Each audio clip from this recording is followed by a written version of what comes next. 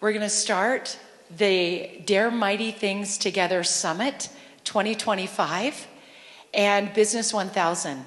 So whatever brings you here this morning, we're very pleased that you're here with us. And we're excited to have an amazing program for you. So I'm going to start with a welcome. And actually, I need the house lights up. I need all the lights up for this part. So the class that I do at 9:30 on Friday mornings, Business 1000, we usually have a welcome prompt and I give away food. Today, I'm not giving you any food, but I want you to participate. So I'm going to give you 3 statements, and you stand if you agree with this statement. So the first statement, so get ready to stand if you agree. Stand if you feel that leaders are born with a unique set of leadership traits. So stand up if you think leaders are born with a unique set of leadership traits. Way to go, you're courageous, you're courageous. Amazing. If you agree, stand up. Perfect. Okay, we have a few of us. Okay, the second statement is, stand if you think leaders should not show weakness or ignorance. Stand if you say, nope, you shouldn't let people know you don't know what you're doing. Okay, that's interesting. You guys are pretty smart, obviously. All right, stand if you consider yourself to be a leader right now. I want to see how many stand. Oh, look at that. Look at that. Okay, I'm loving it. I'm absolutely loving it. So that's amazing. And all of you who stood, you're also very smart. And if you were sitting on that one, that's okay. By the time Erin's done speaking today, you're going to probably have a feeling that you are, in fact, a leader right now.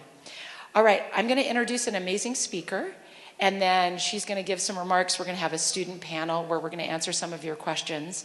And I have a lot of fun giveaways at the end, so nobody leave early. It's amazing.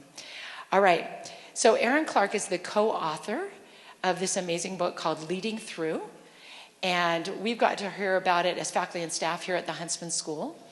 And you're going to hear just a portion of the amazing truth that is in this book today. And by the way, I'm Kristen Allred, in case you don't know. I just remembered I hadn't introduced myself. So Erin Clark, something you need to know about her, is in high school, she won the Best Actress Award in the statewide drama festival. Like, is that amazing? And the guy who won Best Actor at that same high school was Casey Affleck, the younger brother of Ben Affleck. Isn't that amazing? So she, could have dated Casey Affleck. We don't know. We don't know. And now she's here today with us. I need you to put your hands together. Big round of applause, Erin Clark.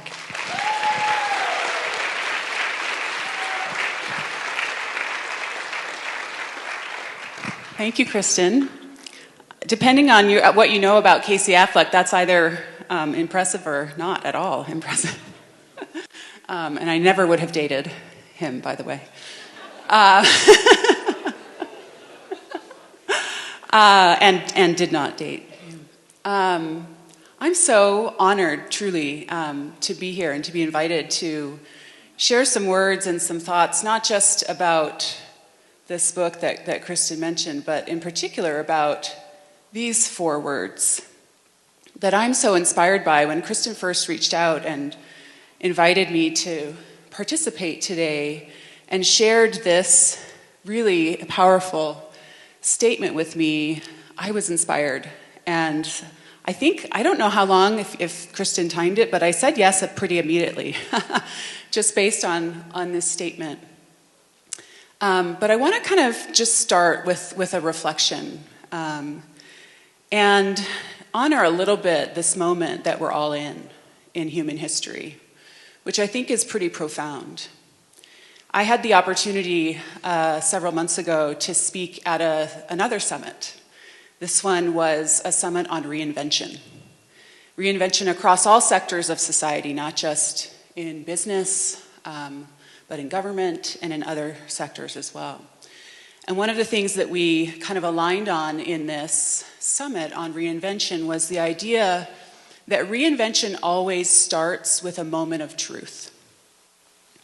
A moment of choice, if you will, where you can either choose to lead out into the light of new possibilities, or you can choose to stay, languishing in the heaviness and the chaos of where we are. And I think that's kind of a moment that we're facing today. The events of this week, many things and other forces that have been at play for many, many years have put us here. And I think it's important. We wrote this book, Leading Through, to reinvent leadership. But not in the sense that we needed to create it new and entirely from scratch, but in the sense that it had gotten lost and crowded out. The truth of what we know really creates great leadership, what is most effective and powerful. We've lost it. So I want to share a few words with you about that in particular. But before we do, I want to kind of pay a little bit more homage to these 4 words here. Dare mighty things to me is a powerful invitation. But I want to highlight a few things that may not be readily apparent as you just kind of look at it. And I see it here on the signage. It's kind of a tagline of sorts, but I actually think it's very powerful. And I do see it less as a command and more as an invitation. But it's important to recognize it's an invitation to all of us. It's not limiting. It's not saying only those of you who believe you can. It's not saying only those of you over here in this select group. It's just inviting all of us. And it's inviting us where we are, right? It's not saying soon, someday. It's inviting us right here, right now, where we are, in this moment, wherever we are, in whatever our sphere of influence or opportunity might be. And I love that it's inviting us to do mighty things, because it says don't not only dare, which is bring courageous power to what you do, but it's saying lead out, build, create, discover. But the most powerful word of these 4 is the last one. Together. Let's do this together. And it recognizes and honors a truth that we talk a lot about. In fact, you could argue our entire book and the entire framework of leading through that we outline in the book is built around that idea. And it's an idea that's gotten lost in the world of leadership and how we use it, understand it, and practice it in the world. And that's this concept of human connection. We've lost one another in the way that leadership is considered. In this book that I wrote with my dad and my brother, which is probably a topic for a whole other talk, there's lots of questions, I always get lots of questions about that. But in this book, we promote a new paradigm of leadership, one that directly challenges what we found and have seen to be the predominant, deeply embedded, overwhelmingly pervasive paradigm, which we call power over. In power over, leadership is hierarchy. It's position. And it's the exercise of power over others to control and constrain them. And if you step back and just look at the way we use the words, who do we think of when I say, who are the leaders in the room, in the organization, on the team? We immediately go to hierarchy and position because that's how deeply embedded this paradigm is. We offer leading through in contrast to that. In leading through, we are all leaders, and we all have the work of leadership to do. And we disconnect leadership and the work of leadership from position and from authority. But we embrace power, but not power over. Not power that is exercised to control and constrain, especially people, but power that we unleash and unlock and build in, with, and through one another. That's leading through. That's what leadership is. That's what we need in the world. In the subtitle of the book, we have chosen, and then as we kind of illuminate. And for those of you who've started to read it, some of you have. I got to sign one earlier. We use the metaphors of the soul, the heart, and the mind very, very intentionally. Because one of the most damaging effects of power over in the world has been a dehumanizing of organizations and a dehumanizing of leadership. If you look at what we often recognize or acknowledge and sometimes reward and honor as leadership, it's not about people at all. And that's damaging. Power over is hurting us. We've lost ourselves. We've been really poor stewards of humanity. And we need to get that back. And so the metaphors of soul, heart, and mind are intentional to remind us that leadership is deeply human, and it is also deeply personal. One of the greatest lies we've told ourselves, that is another artifact of power over, is that it's not personal. You can finish the statement for me, right? Ready? It's not personal. It's business. Here's a great truth. When humans are involved, and if you're involved, humans are involved, it is always personal. It is always personal. You can't just separate yourself. You can't just not be a human being. It's always personal. We want to embrace that idea. So what I want to share with you all today, specifically as we all, I hope, stand at that moment of truth, that point of choice, to lead out into the light of new possibilities, to dare mighty things together, is that we do it with the heart of leadership. When we talk about the heart of leadership in the book, it is truly the heart of what we talk about in leading through. We cannot be successful in leadership without it. And what we mean by the heart of leadership is helping people thrive. We cannot have thriving organizations or a thriving human society without thriving people. And guess what? Are we thriving? Are you thriving? I hope you are. But as humanity, all the indicators say we're not. We're not thriving. We're languishing. And we can do better. It doesn't have to be that way. And we believe a new paradigm and a new way of thinking about leadership is key to that. Specifically, the heart of leadership, which is focused on helping people thrive. In Leading Through, we present a framework to help us take a new model and a new approach that puts human thriving front and center and says human thriving is the first order objective when we're doing the work of leadership, wherever that is. One of the things that was really important to us, and it took us about 6 years, not including some of the early research going into this, but in the 6 years that we really focused on research and writing this book and creating this framework, one of the things that we determined was really necessary for us to do, if we were going to put out a whole new paradigm of leadership, was to say it has to be relevant in every circumstance. Leadership is necessary and needed everywhere humans cooperate and work together. And so as we developed tools and frameworks, we asked ourselves a question. If it's useful to a Fortune 500 global national corporation, it should also be useful in a home for a family, in the most basic and fundamental of organized human units. And so as I talk about this framework, I want you to think about it with that broad expanse. And certainly as you read the book, now we wrote it for a business executive audience, but we are adamant that it applies everywhere.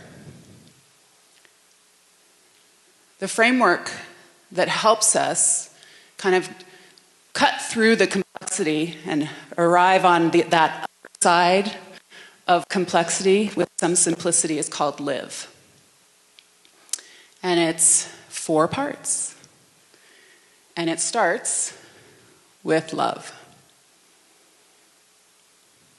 Love is at the foundation. Now, I've been actually using this particular framework, teaching it and coaching executives on it for the last 15 years. I taught it to my dad and my brother, and then they started to teach it as well. And we've learned a lot about it, but one of the things that is never surprising to me, especially when I stand in front of a group of executives and teach this framework, is when I first present that word. I get two reactions. Can you guess what they might be? The first, I'm always very encouraged to see it. I know I don't always expect it, but I'm always encouraged. And it's usually, and I saw it here today when I just said it, and it's this. It's that, oh yeah, I'm so glad she's saying it. The other reaction actually is I get a little bit more. And it's cynicism, it's skepticism, it's frustration, it's power over. That's how deeply embedded it is. But I promise you, by the time I'm done, I get most of everyone nodding. Because this is a deep, fundamental human need. We cannot survive without love. In the broadest expanse of its definition, at a deeply human level, this is human connection. This is what it means for us to connect with each other at a human level. And it's essential to the work of leadership in every sphere of our society. The next part of the framework is inspiration. Inspiration is about our deep fundamental human need to grow and progress in meaning and purpose in our lives. Without that, we languish.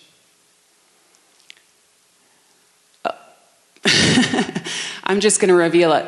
The third one is vitality, which is exactly what it sounds like, which is it's the animating energy that fuels our lives. And there's three critical parts of that in terms of human thriving. The first is obviously our physical energy matters, right? We have to be functioning humans. But our psychological and emotional energy and our spiritual energy are all essential. Regardless of your belief system, we all have spiritual energy and we need it. We cannot survive without it. We languish without it. That's vitality. And the last one is expression. And expression represents our deep fundamental human need as creative beings. We are creative beings as humans. We were created to create. And it's a fundamental human need to contribute and to have a voice in shaping our own reality as we do that. That's expression, and that's live. This is human thriving, and it's as relevant for each of us individually. It's a great sort of check, right? Mental check for each of us. How am I doing? Where could I maybe do a little bit better? What might I need a little bit more of? But here's what I've learned as I've used this and taught it, especially in an executive context, in a big, large, global company context. There's a principle around human thriving that's critical, and it's a principle of reciprocity. Who knows what that means? Can you just say it out loud, real kind of quick? Yes, so perfectly said. Giving back what you get, but I'm going to actually flip it, because here's what I learned. You can't actually get it until you're giving it. This is a powerful principle. That's what makes this a leadership framework. It's not just a nice self-help tool. This becomes a leadership framework because we know how incredibly important human connection and human thriving is to establishing trust and unlocking and unleashing that power within one another. But when, and only when, we are creating the circumstances where this can be true for those around us, can we truly also experience it for ourselves. That's why this is not just helpful for each of us individually, but for all of us collectively. So I want to, what did I do? I want to double down. on the first part of this, which is love. Because if you think about, okay, that's great, Erin. We're at this great moment. We want to choose to lead out into new possibilities. We're going to dare mighty things together, and we're going to do it by helping people thrive. Awesome. What's your next question? What do I do? How do I do that, right? I'm resisting the urge to say, go read our book. But even going and reading our book, you might walk away still with some of that question. You might get some insights. So my goal in the next 5 minutes, maybe less, is to actually hopefully give you a little bit of power to start right now. Because remember, that statement of dare mighty things together invites us right where we are, right now. And each of us can do that right where we are, right now, with one simple question. And I want you to maybe make a little commitment to yourselves to start asking this one simple question as you engage with people in whatever, again, your sphere of influence and opportunity might be. In your homes, your apartments, your dorm rooms, your teams, your working groups, your classrooms, your jobs, whatever it might be. I want you to start asking this question. And it's simple. Not easy, but simple. The question is this: do they know that I care? When you ask yourself that question and then hold yourself accountable to it after the fact, you'll start to build a little bit of an engine of discipline that says, what must be true in how I act, in how I interact, how I behave, the things I say and do, for my answer to that question to always be, as I leave any and every interaction I have with other human beings, yeah, they know. They know. What must be true? That's the one simple thing all of us can do. You can start right now, today. Kristen promised I was going to tell you how all of you could be leaders and will be and already are, whether you recognize it and can see it or not. Again, that's power over getting in our way. You are all leaders. But not only that, if you ask yourself this question and then do the work to make it true, you're leading. You're leading through. And I promise you, as we think about this moment in human history and the needs that we have to come more together as a human family, to lead out into that light of new possibilities, to dare mighty things together, the only way through is to lead with love. The only way. And that's my invitation to all of you. I hope each of you in your minds can commit to that. And I think you can start with one simple question. Do they know that I care? Thank you.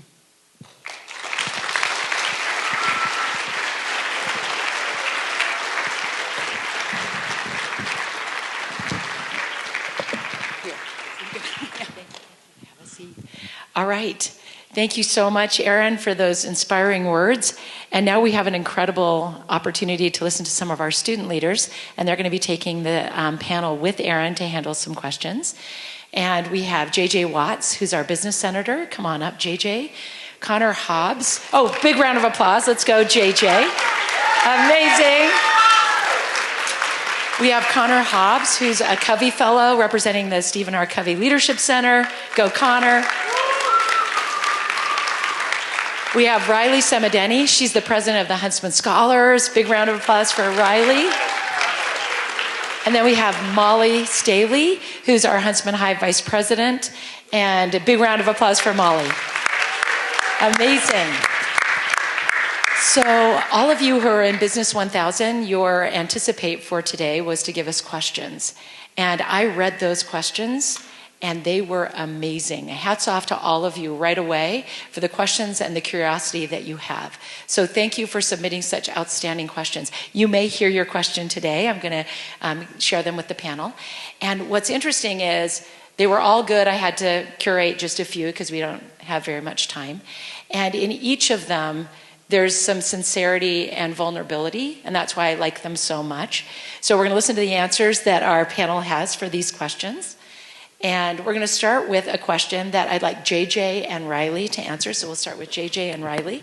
And the question is, how do you know if you have what it takes to be a leader? JJ. Hello. Okay, sweet.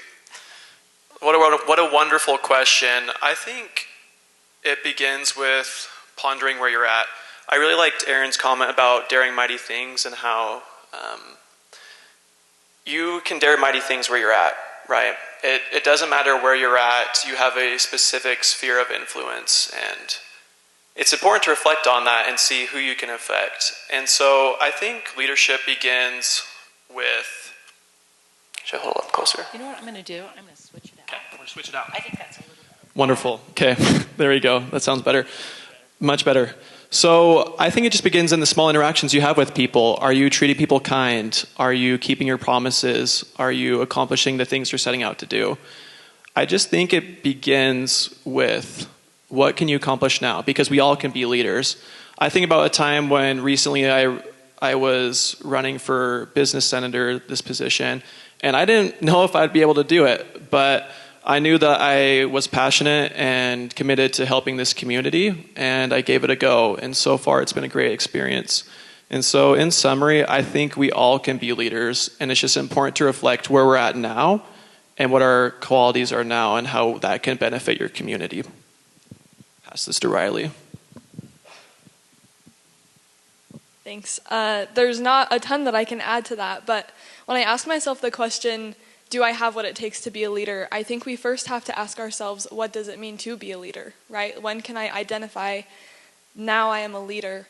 And I think that it's a lot simpler than we think it is sometimes. I ask myself 3 questions. That's what I've been doing lately when I think about leadership. The first is, am I working towards a purpose that I can't do by myself? The second is, do I care about the people? And the third is, am I humble enough to learn? And I think that if you can answer yes to all 3 of these questions, then you are already a leader and you do have what it takes to be a leader. And I want to go back to, just to finish, to the question that Kristen asked us before we started. She asked us if we believe that we are born with traits or characteristics that allow us to be leaders. And I think that that answer is yes. I stood up because I answered yes for that. But I think that we all are born with the capacity to be leaders because we all are born with the capacity to answer yes to all 3 of those questions. We all interact with people around us, and we all have chances to stand up for what we believe in and to support the things that we believe in, and then to inspire others to do the same. And so I would just tell you to ask yourself, do you care about something that you can't accomplish by yourself, and do you care about the people around you? And are you willing to learn? And if you can answer yes to all 3 of those questions, then I believe that we all have the capacity and the potential to be great leaders.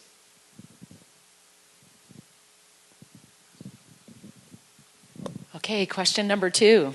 This is for Molly and Connor. So we'll start with Molly and then go to Connor. And what should leaders do to make sure everyone feels included?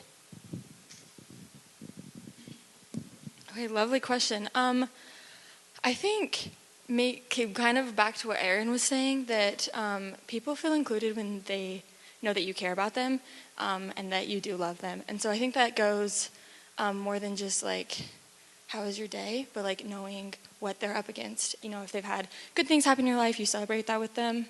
If bad things are happening, you like support them through that, and you like show that you care, and then like on a personal level. And when you do that, I think people will automatically feel more included, and then you will automatically include them more, if that makes sense. I think that's like a really good start. This is something that because we read your book, it was lovely, and we had talked about this a lot. And you have to be intentional about it as well. People want to feel included and valued, And sometimes you have to like give them that opportunity. Sometimes it's hard for people to just like step up and be like, oh, I'll do that. Sometimes you have to like have an invitation for them. So you have to be intentional about like how you set up events or how you handle things or how your organization is ran or like how you handle things in class, like whatever it is. If you're intentional about it, then you can like give people opportunities for them to step up and to feel included, and you can like delegate those tasks, and that'll help people. Those are my thoughts. Thank you. Everybody, it's so cool that the fact that we're here having this discussion with Erin about leadership. These are some of the most important things we can be talking about, especially today. All of us up here are students of the university just like yourselves, right? We're still learning these durable skills of leadership, of teamwork, and it is so important. Okay, I'm going to give you a really quick pop quiz by raise of hands. Who has heard of the 7 Habits of Highly Effective People? It's a book. Okay, look around. For those of you who haven't, if you are raising your hand after class, tell them what it is. But the author of that book is Stephen R. Covey, one of the great leaders of his time. And some of those books, those durable skills that he taught still are so important to learn today. I have the best job in the world because I work at that foundation, the Stephen R. Covey Leadership Center, where we learn a lot of these crazy important skills today. But when it comes to how do we get others involved in leadership and what does that look like, there's a story that comes to my mind. She is a total boss woman, and she is amazing. Her name is Liz Wiseman. That's a name that I hope you remember. She has this incredible story where she's at work, okay? She was the executive of a company called Oracle, if you've ever heard of that company, Fortune 500 company. And she comes home one day and talks to her husband, and she's like, I have just been so bossy at work, and then I come home and I'm so bossy to our kids. I'm just bossy, and I want to break from it. And her husband gives her this challenge and says, why don't you try to ask questions for the next 24 hours, and you can only say yes or no or ask another question. And she's like, that sounds ridiculous. That is not a possible challenge. But she decides she's going to try it that night with all of her kids. So she's like, oh, kids, it's 9 p.m. What time is it? And they're all like, time for bed, time for bed, time for bed. What do we do when it's time for bed? We go get changed in our pajamas. What do we do after we get on pajamas? We brush our teeth. What do we do after we brush our teeth? We turn off the lights. And after she set them down to bed, she walks out in the hall, shuts the door, and says, how long have they known how to do that? I thought I had to boss them and tell them to do that. And the next day she tries that very practice at work. She's like, how long have all my employees known how to do everything that I need them to do without me telling them? And she gives this really important leadership principle that I hope you guys all remember. When you're working with others, how do you include them? We ask questions first. Stephen R. Covey taught it this way: we seek first to understand, then to be understood. It's a principle that I try to live by. Ask questions always. It will help you as a leader. Outstanding. Can you see why we have student leaders that are so exceptional? Amazing. So question number 3, how can a leader share power without losing control? How are decisions made if no one's in charge? And I think we had a lot of questions from the group about that. Like, we understand hierarchy might not be good, but then when we have a flat system and everybody has the same voice and the same power, how does anything get done? So I think that was at the heart of this question. Like, how do you share power, but also get things done and have a good program? So I'm giving this one, it's very difficult, to Erin to answer. Okay, I love this question. How do you get anything done if nobody's in charge? First of all, I would say I wouldn't agree that hierarchy is not good. I think hierarchy has its place and it's necessary. Especially in complicated and complex organizations, it really helps to keep things kind of in order in some respects. Now, but we need to design that hierarchy to facilitate the right things. And today, these are designed to facilitate control through compliance rather than freedom of action and initiative. Right? You get innovation when initiative is taken as close to where the problem or the challenge is identified. When you have control through compliance built into your hierarchy and designed into your organizational systems and deeply embedded in the paradigm that governs all of that, you stifle innovation. You limit human potential. And so that's what my first kind of response to that question is, hierarchy can be, and I think is, good and necessary when designed with the right focus and intention. We talk about that in the book. It's in the second half. So you have to get there to get that nugget of insight. But that's first part. My second thing in thinking about that question is, how do you share power and not lose control? I want to just challenge that idea, not that, because I understand where it comes from. That's how deeply embedded that power over paradigm is. But I actually am not sure control is really what we want. In fact, I would say it's not what we want. It's certainly not what we need. But it's how we know how to articulate that idea of moving people towards shared outcomes is with control. But that's not what we want, and it's not what we need. But just think about it. Control, by definition, constrains and limits. That's not going to get us where we need to go. We don't want to constrain and limit. We want freedom of action. We want those who are close to opportunities and challenges to take the initiative necessary without needing our permission to do it. And unlocking that is that's at the heart of leading through and this paradigm that we talk about. But so I challenge, right, I think what we mean when we say lose control, I really truly think what we mean is, how do you avoid not having chaos when you sort of unleash and unlock it? I had one senior executive, when I was teaching these principles, raise his hand and say, well, if everybody's in charge, what's my job? If everybody's a leader, what do I do? Which I found funny. I didn't laugh at him, though. But what I said to him was, you are the storyteller. You're the one that keeps the guardrails in place that create the direction necessary while preserving freedom of action for where we're going. We don't have all the answers. I certainly don't. I don't know anybody who does. We need each other. And we need each other to be at our best. Thriving people create thriving organizations. And to create that, we need that freedom to have that sense of identity for ourselves.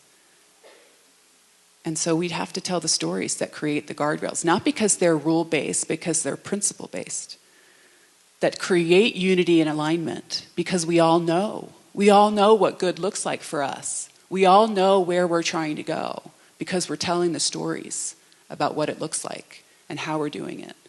And then we're allowing one another to be at our best to get there. Okay, our next question is, and this is a scenario, so this is a great one.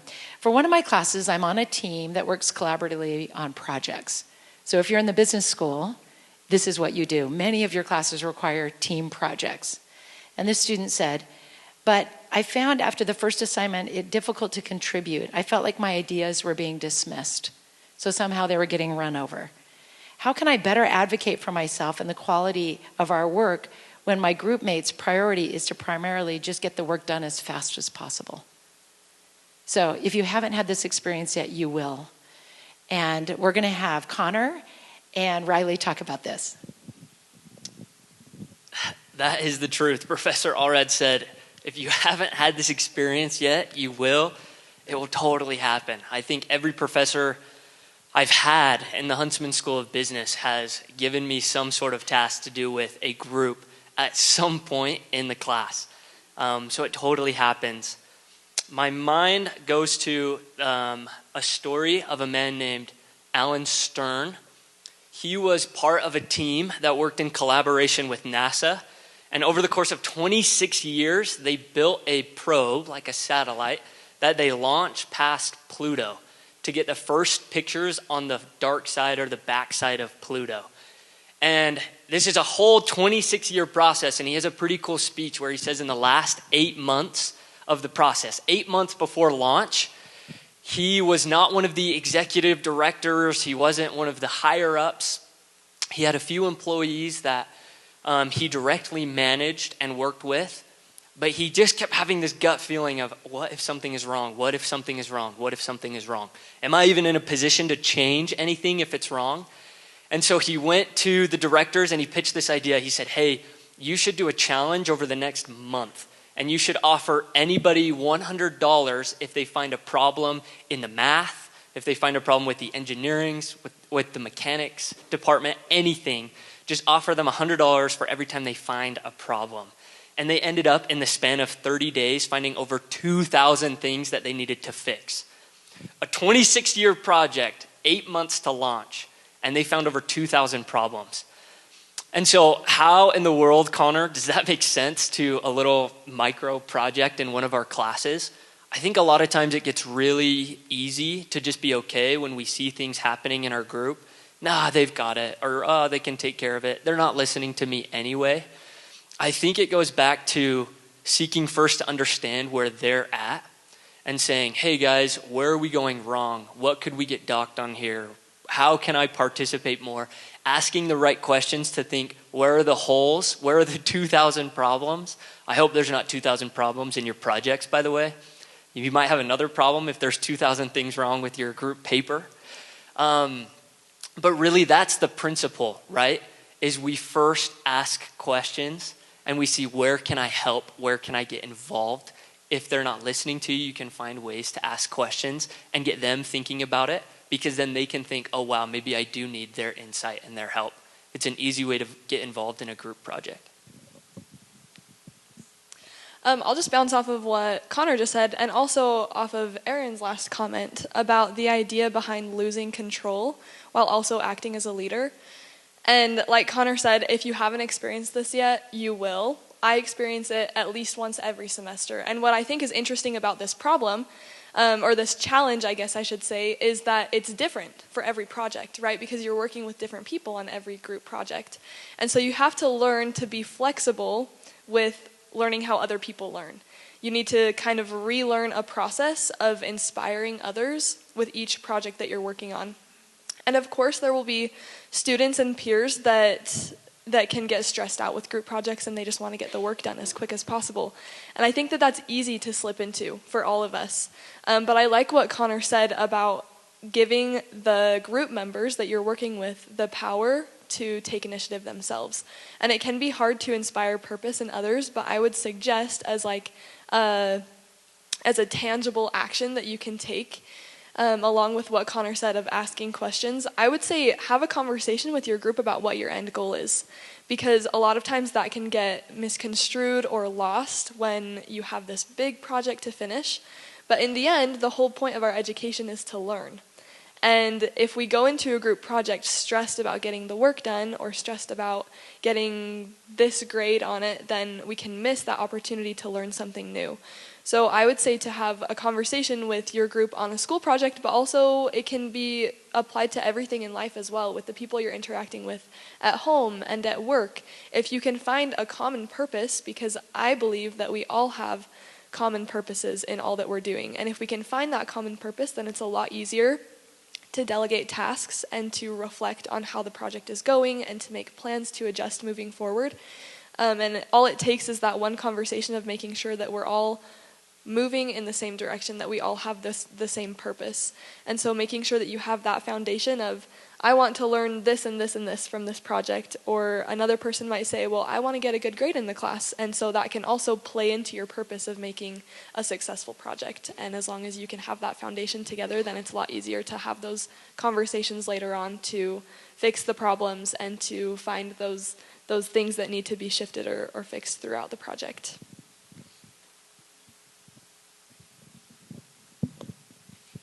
Okay, our next question is, how do you hold people accountable when they are close friends?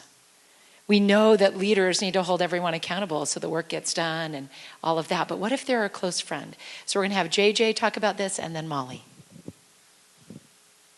Wonderful. So my answer will be pretty short to this one, but I just wanted to share a thought or a quote from one of my leaders in my life. Her name is Amy Heap. She's from California, but she shared with me this quote. She just said, "It's more merciful to keep someone accountable than to let them go the wrong way."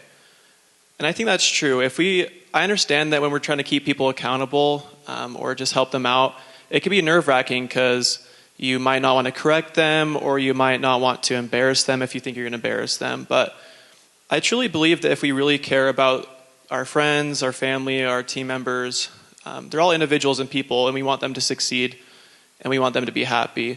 And so having that focus in mind, knowing that it's more merciful to help someone be accountable than to let them go astray, I think that will give us more confidence. And so that's not like a concrete how to keep someone accountable, but I think it's a good principle. So. Thank you. I would say if you can't take it, like, don't dish it out. So if you yourself can't be accountable for the things like that you're doing, then how can you expect people around you and your friends to also take accountability? I say this because thinking back, every time that I've been in a scenario where someone has need to be held accountable, I guess, friend or peer or whatever it is, it's usually because there wasn't we didn't talk about expectations beforehand. So it wasn't clear what I needed of them. It wasn't clear what they needed of me. We didn't talk about what or how or when or why or any of that. And so then how can I expect them to show up because they don't know what I need them to do, if that makes sense. So I think talking about it beforehand, this takes some forethought, some planning. But if you have talked about it beforehand, more likely that they will do what you need them to do, and then you can also take accountability yourself, and I think that'll help. And then taking accountability makes you a leader, and they'll see that in you, and they'll follow. Hopefully, they'll follow you, and when they need to, step up, that they will. Can I just add something really quick? I just wanted to add to what I answered in the last question. When we have that purpose established, I think it's so much easier to hold your team members accountable because it's not you making sure that they've checked boxes, right? You're all working towards one group purpose.